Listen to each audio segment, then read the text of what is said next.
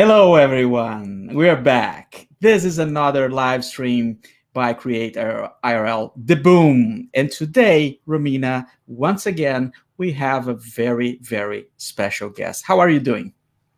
Oh, I'm doing fantastic. I'm having one of those days where just everything is happening, but I'm super excited to just sit down and chill with our guest today. Sounds good. Sounds good. Okay, so who's our guest? Go ahead. Who is our guest? Well, you tell me. You tell me. That's your job. I mean, well, I thought you were going to do the intro. All right. Okay. All right. Today's guest is Tammy Sypniewski, and she is not only the owner of a private label skincare company, but she is also a creative. She has her own YouTube channel, which she's been at it for 2 years now. And not only is she super creative, but she is also a super awesome human being. By the way, if you want to start a little ticker and see how many times I say the word super during the next hour, feel free. And without further ado, let us bring up our guest. Hello. And the crowd goes everyone. Welcome. Thank you for that intro. That was awesome. See? I'm thrilled to know that you find me a superhuman being. That means a lot. Romina. We do. And That's after incredible. this, more people will. We totally don't say that about every single guest. No. Okay, thank you. Yeah, Appreciate that's true. Tammy, why don't you tell us a little bit about you and your background and how you got here on YouTube producing all the videos and all the content that you do? Well, I own a skincare company, and I've been doing skincare ever since I was a teenager. I worked for a very famous cosmetic dermatologist in Fort Lauderdale, and I got promoted until finally I was the national sales director, and I was making really good money. And I thought, you know what, if I just start saving these commission checks each month in a year, I'll have enough to start my own company. So that's what I did. She was not very happy with me that I started my own company, but hey, it's the American dream. So I spread my wings and went out on my own. It's a very scary thing to leave a paycheck that you can rely on a weekly basis to jump off into the unknown, but it was very much worth it. And so much has changed from the time that I worked at her skincare company till now. Obviously, the birth of Facebook and Twitter and all these different social media platforms have really changed the dynamic of marketing and self-branding. We didn't have to worry about that back then. You made a brochure and you sent it out. If you wanted to meet with someone, you called them on the phone. And being now that it's very different and people are guerrilla marketing on their own with all of these platforms, I started making videos teaching my clients how they could make their own content. Put stuff on your Facebook every day, talk about this particular product and why it's so good for you, why it's going to reduce your fine lines and wrinkles, how this is going to make someone look younger. When you look younger, you feel better about yourself. And sometimes feeling better about yourself can change your perspective on everything. So that's really what I wanted people to do. But they had a lot of questions about microphones and cameras and editing videos and doing things. And so I had to start putting out some content regarding how they should produce their content. And lo and behold, that's how the Tammy Sypniewski channel was started, the birth of a channel. Tammy, how can I speak like you? Like me? Yeah. Please tell me. New Jersey. What's the link? What's the URL? You're so sweet, Rodrigo. That's very sweet of you. How come, like, you've never worked with voiceover before your channel? Is that what you're saying? Right. Correct. How is that even possible? I mean, how is that even acceptable? How is that even not a crime? You're so sweet. Thank you. Well, really, I guess, after smoking for 40 years, it starts taking a toll on the voice. And I think maybe now it's my voice was a little higher and now it's a little deeper. So if you want to do voiceovers, just start smoking. No, I don't condone smoking. Okay, it's horrible. I wished I never started, but yeah, what are you going to do? My mother smoked while she was pregnant with me. They didn't know back then. I'm very old. I'm almost 50. So when my mother was pregnant with my older siblings and I, they just didn't know back then that you shouldn't smoke. So she smoked. And so wow. There you go. There you go. All right, we're learning a lot right now. But speaking of your speaking voice and doing voiceover and all of that, do you don't have your own podcast right now, do you? No. Or do you have plans on maybe starting up your own podcast? There's a friend that I have. He's very interested in to get me to start a podcast with him. But to be honest with you, Romina and Rodrigo, I don't have time. I'm spread very thin. I have so many hats right now that probably another one could possibly send me over the edge. There's a time it's a good opportunity, don't get me wrong, but you know when your plate is too full, bordering on the verge of a breaking point. And that's when you have, even though it sounds like a great opportunity, you have to know when to say, you know what, I can't do it. This thing I cannot do. It's a little too much. I have to focus on the other things that I already have right in front of me. Because if you focus on something else, then you're not really paying enough attention to the things that you already have, the things that you're trying to grow. So it's one of those things where it's a life lesson. The older you get, the realize, no, I can't do all of that. I'm not Superwoman. I'm not 20 something anymore. I need a good 8 hours sleep at night. And this is all I can produce in a day. Well, without sounding pushy and already closing that door, what if we throw away all the hats that do not include using your voice and your communication skills, and then you just bring all the other hats that do? Because let me tell you, it's not like you have a thing for it. I mean, Romina, please tell me I'm not alone on this. No, you're not alone. She has a great speaking voice. But I actually do want to. I love what you just said right now. Mm-hmm. And I want to ask, how do you balance everything that you do right now? Because I understand the struggle of having a YouTube channel when it's a full-time job, even when it's not a full-time, literally on paper, a full-time job. So how do you handle creating, coming up with content? Like, do you have a system for organizing all of your content, meanwhile living your life and having to run a business? Right. So that's the thing. And I think that you need to know when you put YouTube aside, because even though you may not be getting full-time money or consider it a full-time, it is a full-time thing. I spend at least 30 hours a week on YouTube, and that's with running the company. And of course, I have a significant other. It's balancing all of that. So I don't watch TV anymore. All I watch is YouTube. And when I say I watch YouTube, I have it playing while I'm at my office doing other things, but I do not sit down all day long. I have a standing desk. I'm running around. I literally do not sit down. And sometimes it's very hard to turn that off. When you're such an active person, you're up early, then you're running around, you're here, I'm at the office, then I'm coming home, I'm doing this, I'm that, I'm cooking, I'm cleaning. Then I'm thinking about what I'm going to say in the video when I hit record, because I never script anything. I'm always off the cuff. I cannot be bothered with scripting. I find it disingenuous. I think people know when you're reading a script. So I don't bother doing that, which, by the way, that saves a lot of time. Because I did have to script one thing and it was a horror show and I'll never do it again because it took me like 5 hours to write up that script. And I'm like, oh gosh, I can never do the scripting thing again. But you just have to find the time, but it is a full-time job. So if you're really, truly interested in creating a YouTube channel that you want to have flourish and possibly be a full-time paying job down the road, you need to just make the time. You need to find the time. If you have a significant other, you have to share your vision with them.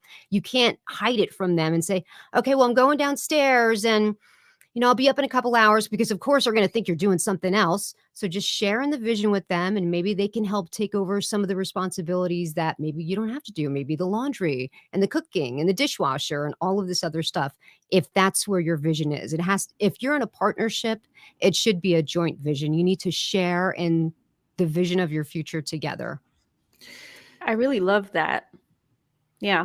I have one other follow-up question to that. So do you have a routine? Like, do you have a routine that you follow, or do you feel like every day is just so different? No, I have a basic routine at work. I have to work my 8 to 9 hours a day. If it's a longer day, like yesterday, I had to work significantly longer because I took this afternoon off to do the interview. But I work that day. And then when I come home, it really depends, Romina, on what someone has requested a video to be made. If someone has sent me gear, and if I panned the camera to the right, you would be stunned at the amount of gear that has been sent to me that people request I make videos for. And initially, it is so exciting. You're like, oh my gosh, I'm getting stuff for free. It's like Christmas. Like Santa Claus has just dropped all these microphones out of the sky for me. And then they just keep coming. And then sometimes it's a little much. It's a little too much because you realize, okay, this $50 microphone that somebody has sent me now has consumed 8 hours of my time.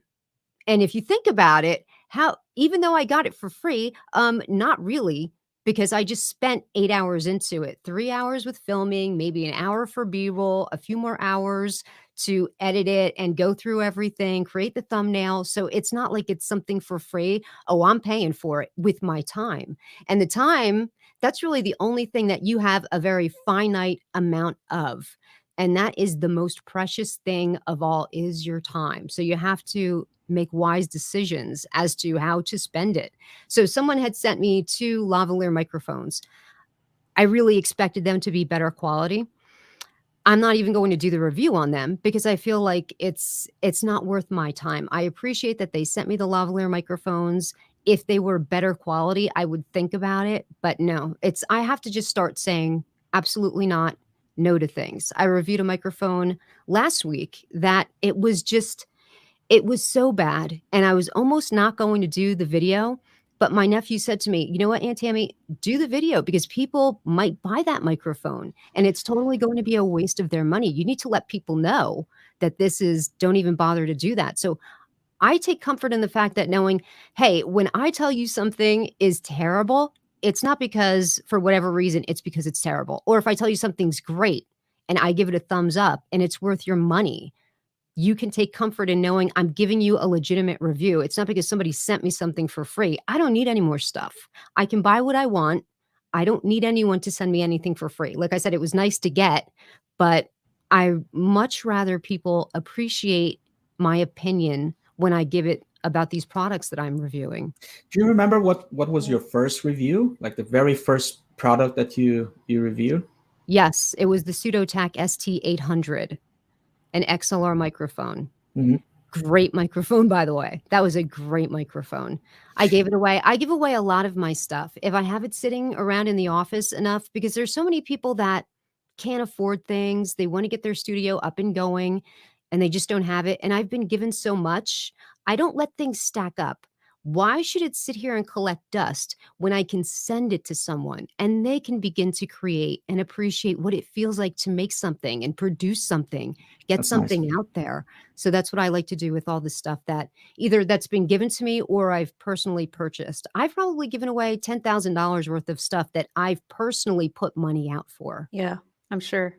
That's amazing. That's really great. I love that. I just want to answer. I just want to bring up one of the questions that we got in the chat because this is from one of our pro members. So just to kind of loop you in, Tammy, we might get some questions from some of our pro members. They're the ones who are one of the benefits of being a CreateIRL member is that they get to ask our guests questions if they're a pro member. And so this question, it actually ties into what we were talking about. And it's our member is Josh, the Josh Speaks. And his question is, when you create a routine for yourself, how do you schedule time in to add in new projects or creative ideas? So when I'm doing my regular work week, guaranteed, that's a minimum of 45 hours for me. Then you only have so much time after you leave work and do what you have to do. So what I do is I make sure 3 hours a day I'm setting aside for my creative channel. Now, whether that's reviewing gears or producing a tutorial, I know right then and there, that's going to be 3 hours of my time at night when I get home after work. On the weekends, sometimes I'm putting in 15-hour days in the YouTube studio. So I know I budget it like it is a part-time job during the week. And on the weekend, it's basically my full-time job because I'm working all of those hours, putting them together.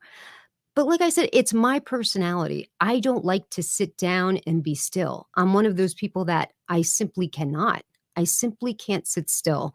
So it's good for me to continue to get up and go and do things and keep my mind busy, because I think that when you sit too much, your brain becomes still.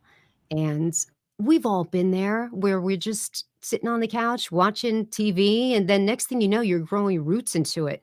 Get out of there. Don't sit down. I mean, obviously, you have to sit down at some time. You have to relax and enjoy.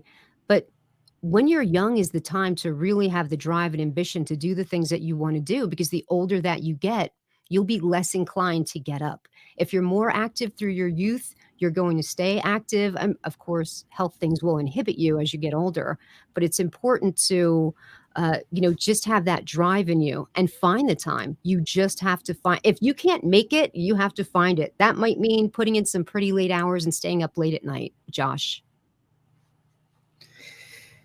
Tammy, how do you think your niche was built? How, because you started with a microphone, and then I imagine you start reviewing others, and now it seems like you dedicate to gear in general, like lights and I've seen other stuff in your reviews as well. How do you make sure what you're reviewing is inside of a box, or you don't have that?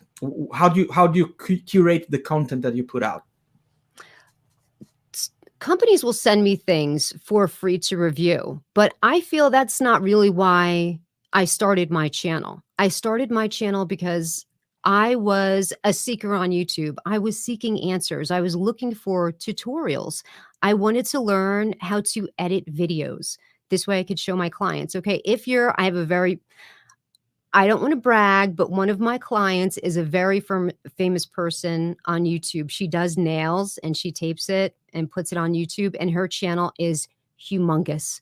This is what we can all strive to be one day. One of her, unfortunately, I'm not allowed to say who my clients are, but that's really why I started the channel. I was looking for things for myself, and it seemed like I couldn't find the answer. No matter how many videos I went through, I'm like, that's not necessarily what I asked. That's not what I was looking for. No one seems to have made that tutorial. I wish someone would have done it. And then when I did find things that I was looking for, it seemed like the way they produced it was by screen recording a tutorial.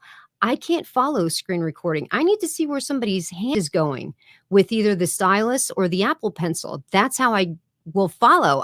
If all of a sudden, on the iPad, they have the touch thing where the blue bubble pops up, and it was like looking back and forth trying to follow that blue bubble.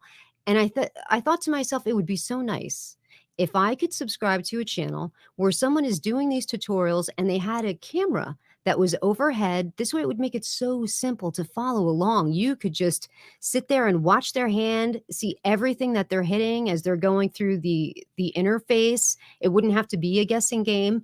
And I thought to myself, you know what? I should do it. That should be what I do. So that's really what I wanted to do for the channel. But in the interim, I had just been hit with a bunch of questions about microphones that day. I'm like, let me just get this one about the microphone off. And if you watch the video, it's hilarious. It's like one big long static shot. You know those videos where people watch their first video and they're like, cringe? Yeah, I know exactly what that feels like, because when I look at my earlier stuff, I was like, oh my gosh, could you not cut that out? Like, did you maybe think to, expand the frame a little bit? It's just like one big long static shot. So even when you're putting out your first videos, like, I'm like, oh, these are great. No matter how great you think your first video is, trust me, in a year from now, when you go back to watch it, you're going to realize how much you've learned and how much you've grown. And even though it's a cringe moment, you're still going to be proud of yourself that you've come so far. Do you have a favorite video from all the ones you produced? Do you have one that you consider to be your gold standard, or one that you had most fun? My masterpiece? Fun? Yes. Okay, so I do have one that I'm very proud of. And it's because really it took me about 10 hours to edit the video. Not that it took me 10 hours to shoot it, but it took me 10 hours worth of editing to get the video done. And it's the Movo VXR10 Pro versus the Rode, whatever their vlogging microphone is now. Rode Pod. I can't even remember the name of it. But yeah, that was, I think, my favorite video that I ever did, because I think the interesting was fun. It was like a boxing match, and it was very interesting. And that intro, that 30-second intro, took me 4 hours to construct in my editing software. So it's not, you think about editing, and there's, how in God's name could it take you 4 hours to do just that? But when you get into editing and you understand everything that's involved in it, yeah, it does take 4 hours. And that's exactly how long it took me. Anyway, the video was, I don't want to say it was so good. I think it was so good, but the people from Movo use portions of that video in their advertising. So if you go on Amazon and you're looking at the Movo VXR10 Pro and you happen to come across their commercial, parts of my video are in their commercial, which I think is awesome. Look, I never thought that would happen. So cool. Yeah. And one of my friends from high school, she sent me a thing. She's like, is this you in that video? And I was like, I didn't even realize they had done it. Now, they had asked my permission to use some of the video in marketing, but I didn't know it was going to be on a commercial on Amazon. So I was thrilled about that. I did not mind. I'm not one of those people that's like, oh, you used my image. And I don't ever get upset about stuff like that. Even any company that I work with, Mayono, they put I don't know where, I think it might be in Thailand. I think my face is on a billboard over there. They love me over there. But so I don't mind people doing that. I think it helps me. Why wouldn't I be wanting to help another company? Especially, I think like they're really a fledgling company. They produce really great stuff. By the way, this is their microphone that I'm using. It's one of their brand new microphones. You can't even get it yet. It's still in the beta stages of testing. So I'm really excited to be using it. Does it sound good? Oh, it sounds amazing. It sounds amazing. So I'll have to let them know, but I filmed some of the B-roll on this last night. So hopefully by this weekend, I should be able to film the main part of the review and get it up on YouTube. Yeah. Also, might I add, I don't see why any company wouldn't want to have your face on a billboard with their product, because you are gorgeous. Oh, Romina, thank you so much. You know what, You're Romina? welcome. I appreciate you saying that, and you're gorgeous too, because women, now, Rodrigo, you won't understand this, or maybe you do. Women can be very cat-like and very unsupportive of each other. And I think that comes from a place of, I don't know, what do you think it is, Romina? You think it's just nature? Why we're so competitive with one another? Yeah, that's probably it. There's probably some kind of primitive thing that goes on behind doors there. Right. I mean yeah. I mean, Rodrigo has definitely seen me. Oh, I've seen the claws come out, but not towards other women, just people in general. Yeah, in general. Yeah, Romina is it's not very selective. When it's time to hate, she goes full, Okay, hate is a strong word. All right, let's bring it back to the guest here. Well, you have more questions? I do actually have a question, because I don't want it to get lost, because it does actually rope in with a question that one of our pro members asked earlier, but it didn't really relate to what we were talking about. But one of the questions that I have, and that I guess sort of ties in with our pro member, the Devious Monkey, who just asked a question, is I noticed that you focus on YouTube and you don't have any other platforms listed on YouTube. You don't link to anything else or your website. And when we asked you to be a part of this, you only linked your YouTube channel. Right. And so the question that the Devious Monkey asked was, how have you chosen which outlets are most important? And my question to that is, why have you been so selective with the platform that you've chosen? I think YouTube has really cornered the market on it.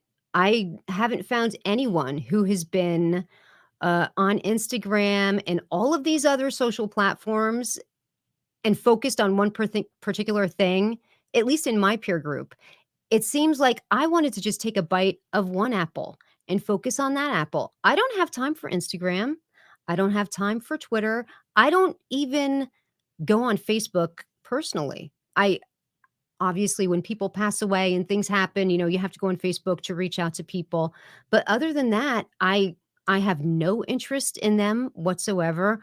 I'd rather focus on YouTube, build a nice big following on YouTube. Then after I have that following, if I want to jump off, people will come with me. But I cannot stand the thought of, I was watching a video and somebody said something about TikTok and how it's refreshing and it's to be yourself. And one of my friends spent, I think he said like 5 hours producing a 15-second thing on TikTok. And I'm like, no, thank you. No, I have enough time, barely enough time to do what I do on YouTube. That's at least an 8-minute long video. I'm not going to get sucked because I know me. I will get sucked into that game. Next thing you know, I'm spending 5 hours on a 15-second snippet. I don't have time for that. I don't want to be bothered with that. I'd rather focus on one thing at a time. And right now that's YouTube. And of course, my business and my home life. 2 separate things. But no, I cannot be all over all of these platforms. Romina and Rodrigo, I just don't have time. I can't. Tammy, I want to, since you put it out there yourself that you are almost 50, which if true, it's kind of a surprise to us all. But oh, you guys are so sweet. Thank you. I chalk that up to genetics. What would you say to people? Because some of us, not me, of course, are on this, in this age spectrum, and some of us think that YouTube is a place for kids, is a place for young people. Mm-hmm. And here you are just killing it and doing such a great job and getting seen by companies and getting sent products and probably getting brand deals and all sorts of things. And what would you say to people that think like that and probably are hesitating into starting their own thing because they think the time is up for them? You are never too old to start something. You're never too old to start anything. Believe you me, I had the same feelings. When I started the YouTube channel, I was 47 at that point. And I was like, geez, I'm going to be 47 years old doing this. But, it was more solving a problem for me. I wanted to solve the issue of not having to explain things. So I just did it. Just started that channel for that. It solved a problem for me. And then like I its own. But no, the older that I get, the younger that I feel. You cannot look at your age as really that number of being too old. The world belongs to the living. You're in it. You're in it right now. Make the most of your life. Don't ever feel like you're too old to get. I just got a one wheel last year, and I'm going to ride that baby all summer long. Me and my nephew are going to shred up the trails and the paths, and I'm looking forward to it. You're never too old to start anything. Don't feel that way. Now, listen, I've had insecurities in my life when it came to my weight, when it came to my looks, because I was not a pretty picture in high school. And I think when you have, when you're younger and, not even if you're not one of the popular kids, but you're not viewed as one of the beautiful ones, I think that sometimes that can really tear on, not your soul, but it really does make an impact. It won't follow you your entire life once you leave it behind. And sometimes you just have to get out of that place and blossom and flourish on your own to really fall in love with yourself. So when you fall in love with yourself and respect yourself, it doesn't matter what everyone else thinks. You can put that aside because you're doing it for you. And I'm doing all of this for me, but also my partner with our long-term plan about where we want our lives to be, when we're going to be retired, what that's going to look like. And, it's a beautiful thing when you share it. So it's very important to just make sure that you're doing it for you, and you're never too old. You're never too old to get started. If I had started a YouTube channel when I first thought about it, my channel would have been over a decade old at this point. My nephew started YouTube when he was 8. Now he's, already out of college. He went to film school. He went to Full Sail. And of course he's working, I say in Hollywood in the pictures, but actually he's shooting something up in Connecticut right now. But he's got videos that have millions of views. So he's one of those that he was just in it as a youngster, just putting stuff up there, and it went viral, and it was producing money for him at such a young age. Of course, now everything has changed with the pay scale for YouTube, but he was really the one that was like, everyone should have one of these channels. I don't understand why everyone's not doing it. So that's, you have to do something for you, and don't be afraid to do it. What would you say about style? Because one thing that I can get from your channel and from your content is that you didn't try to become, because that's another thing I see with older creators. Like some of them just try to be kids on camera, right? Like they become some sort of a teenage version of themselves. And you are so authentic. I mean, I don't feel like you're any different than you are when I see you on camera in person. And what would you say to people that are still looking for a style and how to get there, how to get their voice out and to adjust their voice to their audience? You just have to be you. Be an authentic version of you. It should be the easiest thing to do in the world. Don't get me wrong. When I hit record on the camera, even though there was nobody else in the office or around me when I did it, I was still nervous. Like when you hit record, it's almost like you think you're on live TV. That's how nervous you're going to get. Your heart's going to start pumping and pumping, and you're going to get nervous. But listen, don't do that thing where people start to get cocky on camera. And I don't know what it is, why people do it, but it comes off as very inauthentic. And if people realize you're putting on a show or doing something, for me, it's a total turnoff. There was a YouTuber, I won't say the name, I loved to watch this guy. He taught me a lot. He inspired me a lot. I enjoyed his videos. I got value from his videos. Now he's millions of subscribers deep. And for me personally, there's no more value in that channel. It's more about, look at what I have, look at what I've built, come with me for the ride in my truck, and we'll go here and there, but I haven't learned anything. And I think that you have to be you on a very authentic level, or it's going to turn people off. And please, ladies, don't do that thing where you want to put yourself in the thumbnail and do the mouth wide open smile so big it looks like it's going to, Romina, you know what I'm talking about, right? When people do that, where it's just the great big, so fake smile. And I'm like, what? Why are they doing that? And it seems like everyone is doing it. Now, maybe every now and then someone will snap a picture of you and catch you like that. But it turns me off. I don't like it. I think it's so phony. So just don't be phony. Just be yourself. Yeah, I totally get that. I think it's interesting that you say it that way, because it seems that there is like a book, a manual out there of how to be a YouTuber, and that manual, because it has worked for some people, it will work for everyone else, and so people keep repeating the same mistakes and keep doing the same stuff, and maybe their authentic self would be a lot better, probably. Right. Agreed. And actually, there is a book on YouTube. No, I've not read it, but I'm sure we all know what channel I'm talking about. They actually have a book on how to start growing your content or your channel, filling it with content. And to me, I didn't read a book. There was really no script that I followed. There was no manual that I followed. I did things on my own.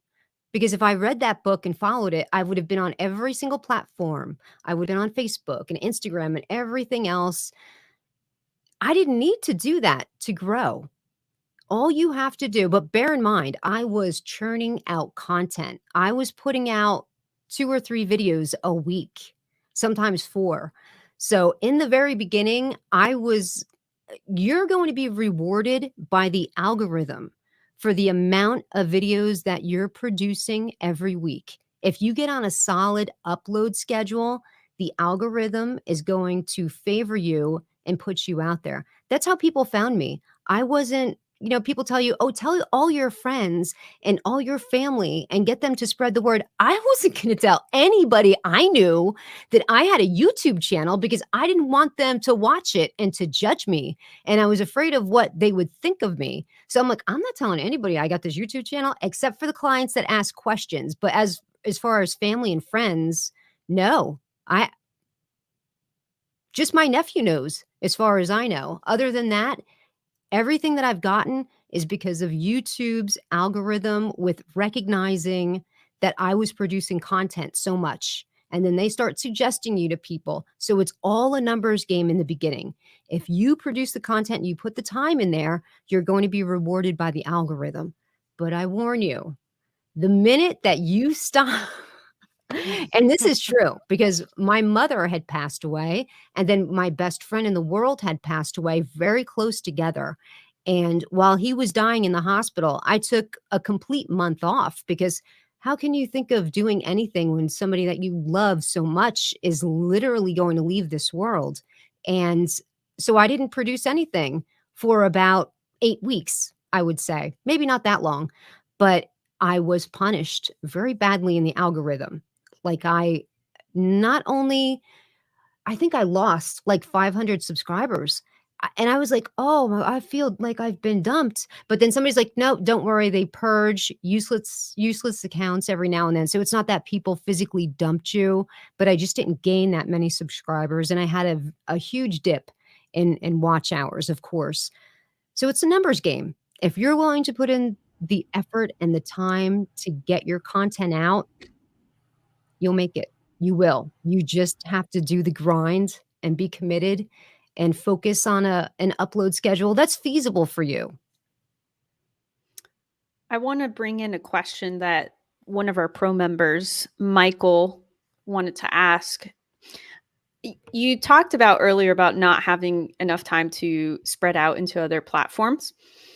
And Michael's question was, have you considered outsourcing and getting somebody to take your videos and turn them into, strip down the audio, make podcasts out of them, or maybe clips so that you can post them on other platforms, make TikTok videos out of them? No. Is there a reason you're not into the outsourcing?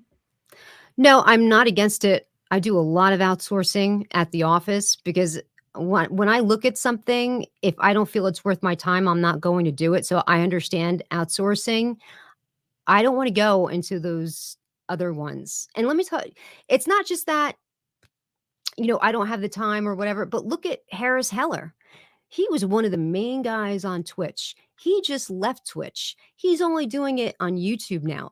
When I say I think YouTube is the future, and I think it's the platform that's here to stay, unless it's completely replaced by something that's going to be just as good. I think that when you think about the amount of time that people consume and what they're watching and how much time they spend on something, I think people are on YouTube more than any other platform, unless they're, I know some people are Facebook junkies. I know some people that aren't, like me, but I just know there's always the potential that you never know you could get into something. But I think at this point, with my 10,000, I think I'm almost at 13,000 subscribers. And at this point, no, when I've built like a better base, a better following, because I really don't want to compete with the Instagram algorithm, or I don't want to compete for followers. And I don't want to do that. I'm not interested in that. No. I'd rather focus on one thing. Yeah. No, I like that strategy. It's cool. A YouTube maximalist. That's right. I want to ask you about your outro. So you always tell people to wear their sunblock at the end of your videos. Is there a story behind this? Or is just a random tip that you want to give people? Do you literally want people to wear sunblock? What's the story behind this? So like I said, I worked for a cosmetic dermatologist when I was a teenager, and I've been in this business so long that you see horror stories about melanoma. And unfortunately, I don't think melanoma is talked about quite enough. It's the deadliest cancer. It's more deadly than all of the other cancers put together. When you think about that, like, breast cancer, there's marches for that. There's every kind of cancer and every kind of thing. There's a color for, there's a bracelet for, there's a march for. There's not too much going on with melanoma, and you're more likely to die from that than anything else. So being in this industry, I have seen a lot of people get a lot of things cut off their body and lose their. Bob Marley died of skin cancer. It's a serious thing that I think people really don't take serious enough. So when I issue that plea, please wear your sunblock, it's coming from a place of please do it, because you know what? Hey, you could die from it, literally. So it's very important to recognize if you have it, if you have suspicious moles, to keep on top of them, because it's like an iceberg. It can be one little thing on your arm, and beneath the surface, now it's mushrooming out and going all through your body. And if it spreads, it's very dangerous. So when I say that, wear your sunblock, I mean it from the bottom of my heart. This is becoming the most important stream of all time. Oh yeah, this is important. Yeah, this is it's fun, informative, and it's saving lives. Mm-hmm. That's how we do exactly. things. See, that's what if happens. I can get just one person to just do that, and don't be swayed by these sunblocks that say they're an SPF of 100. No matter what sunblock you wear, you have to reapply it after you swim and sweat, because you sweat it off. So it's important to stay on top of it. Good one. Tammy, you mentioned Harris Heller in one of your answers. Is there a group of YouTubers that you actually follow for content and you keep following and you take as a good reference for everything that you do? So believe it or not, the last time I checked, I'm subbed probably to over 400 channels. So I watch, I would say, now some of those are my subscribers that, they're like, I use your thing, your lower thirds that you made, please check me out. So of course, like, I'll go over there and watch how they use the free thing that I gave away, and then I'll give them a sub. But I would say the core people of who I watch, there's probably about 15 people that I consider to be valuable, that they're really bringing value into when I'm watching that video. I learned something new when I watch that video, or I just like that particular person. So about 15 when it comes to gear and stuff. Now there's a whole other spectrum of channels that I listen to, but it's not really something I would make content on. It's more about political talk, or it's about religion, different things like that. So I'm subbed to over 400 channels. But when it comes to gear, there's at least, I said 15, maybe it's closer to 20 that I watch religiously. When I see they have a new video, I'm on it. That is incredible. I am subscribed to like 30 channels. What? What? Am I the only one, Rodrigo? How many are you subscribed to? No, I'm subscribed to a billion channels, and half of them are ASMR. Romina, it's free. It's free.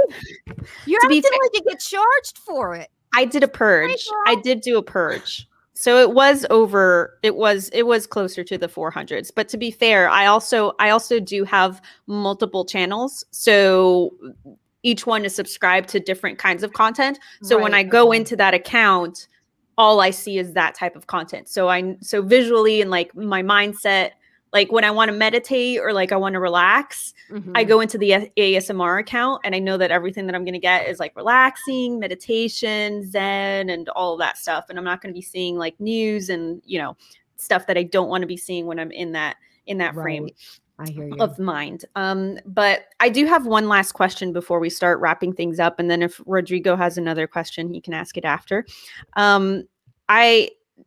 I wanted to ask you about the future of your channel. Where do you see your channel going? Do you think you're going to keep doing reviews? Do you want to do more tutorials? Do you have a plan? I'd love to know what you're thinking, like what you're visualizing for your channel. For me, if I could do one thing, it would be tutorials on how to edit stuff and put stuff together and make things look pretty. Or right now I'm building a title pack for LumaFusion. And because they really don't have that many titles, there's like maybe a dozen. But titles are so important when it comes to your content. They have to be interesting. They have to be cool looking, and they have to look new. You know, they have old titles sliding in. You want something that's cool and awesome. So I've built a title pack that I'm just going to give it away. Like of course, everything is monetized if you have that opportunity. But right now, I am not there. I'm not looking to make money off my YouTube content right now. But I think what my goal is to eventually sell my skincare business and do this on a full-time basis. Then maybe I'll take the money a little more seriously as to what it is that I can sell and what I can do and how I can produce income from the YouTube channel and how I can spread out over here and do that over there. That's down the line when I sell my company, if I do. But I have to not think about money with that right now. I have to focus, and anyone else that owns a company knows it's true. You got to focus on your money maker. As much as I love YouTube and I have fun doing it, and I want the channel to be just about me teaching people and giving stuff away for free and loving it and engaging with my audience and doing all that cool stuff, I have to focus on my company. Because if I don't have money coming in and I can't take care of my house, all that's going to go away. So you've got to, because I know some people, and I'm sure you guys do too, they fall so in love with something, they neglect something else, and then that thing goes away. And now their dream and their vision of whatever, it can never happen. So you've got to focus on what's right in front of you, what's keeping a roof over your head. And then down the line, you know, maybe be a full-time YouTuber. Oh, like I said, it's full-time hours right now, but we'll see about selling the company and maybe retiring early. You know, we have to see how all that goes. Yeah, make it full-time on paper. Right. Yeah. No, I love everything that you said. Rodrigo and I have the money talk like every other day. Yes. So we totally understand. We understand that life. Rodrigo, do you have any last questions for Tammy before we wrap up? It's more of a commentary. Like it really looks like you're having a lot of fun doing what you do, and I honestly, you spoke about value. I got a lot of value from your channel. I still do. I have a couple of microphones here that I bought because of you, and that's value.